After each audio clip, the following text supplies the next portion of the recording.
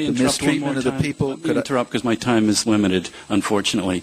You just said that this is that 10 years ago you wouldn't have agreed to a regime change. However, in 1998, you as a member of the New American Century sent a letter to President Senator, Clinton. I said something different. No, wait a sec. You were saying that we're seeing it in the light of September 11th. That's just not true. You've been advocating for regime change all through the late 90s. And in this letter, Can I explain? There's a very clear strategy difference. should aim, above all, this is 1998, the strategy should aim, above all, at the removal of Saddam Hussein's regime from power. You signed that letter. Senator, there's a very big difference. I was very clear. I don't know if it's in that letter, but elsewhere, I never thought before September 11th that we should use tens of thousands of American troops to do the job. Iraq had nothing to do with 9/11. About 10 days after 9/11, I went through the Pentagon and I saw Secretary Rumsfeld and Deputy Secretary Wolfowitz. I went downstairs just to say hello to some of the people on the Joint Staff who used to work for me. And one of the generals called me in. He said, "Sir, you got to come in. You got to come in and talk to me a second." I said, "Well, you're too busy." He said, "No." He says, "We've made the decision. We're going to war with Iraq." This was on or about the 20th of September. I said, "We're going to war with Iraq. Why?" He said, "I don't know." He said, "I guess they don't know what else to do." So I said, "Well, did they find some information connecting Saddam to Al-Qaeda?" He said, No. He says, "There's nothing new that way. They've just made the decision to go to war with Iraq." He said, "I guess it's like we don't know what to do about terrorists, but we've got a good military and we can take down governments." And he said, "I guess if the only tool you have is a hammer, every problem has to look like a nail." So I came back to see him a few weeks later, and by that time we were bombing in Afghanistan. I said, "Are we still going to war with Iraq?" And he said, "Oh, it's worse than that." He said, he reached over on his desk, he picked up a piece of paper, and he said, I just got this down from upstairs," meaning the Secretary of Defense's office today, and he said, "This is a memo that describes how we're going to take out 7 countries in 5 years, starting with Iraq and then Syria, Lebanon, Libya, Somalia, Sudan, and finishing off Iran." In 1973, I was on a St. Louis radio station during the Arab oil embargo. And a non-Jewish caller called up and he said the following. He said, "You know, I don't understand. You Jews seem to be the tail that wags the dog. You want America to take great concern over the Jews of Russia and exacerbate tensions with the other superpower. You want us to help Israel and have hostile, therefore more hostile relations with those who have our oil.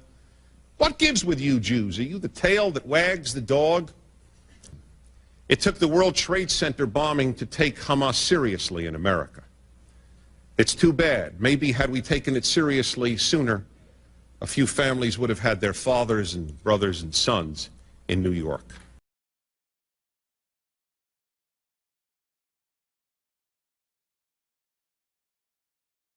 My friends, the enemies of Israel are not the Boy Scouts of the world. The enemies of Israel is Iran, which is destroying its Baha'is, Sudan, which actually crucifies blacks. New York Times article a couple of months ago, but didn't get to see that on CNN. Iraq, which is a living concentration camp for its own people. Syria, which destroyed 20,000 of its own citizens in just one fairly well-known operation a few years ago. Hamas, whose agenda is the destruction of anyone who opposes their theocracy. Those are the enemies of Israel. They are also the enemies of good people. It is not a position we Jews asked for, but when we make this known to non-Jews, they will understand why we are here. Joining me now here in the BBC World studio is the former Israeli Prime Minister Ehud Barak, who's in London at the moment. Mr. Barak, welcome to BBC World. First, your reaction, having heard what's happened. At least 4 planes have been hijacked, and there may be more. The world will not be the same from today on. I don't know who is responsible. I believe we will know in 12 hours. Bin Laden sits in Afghanistan. There is a source of who else terror. Can you identify, though?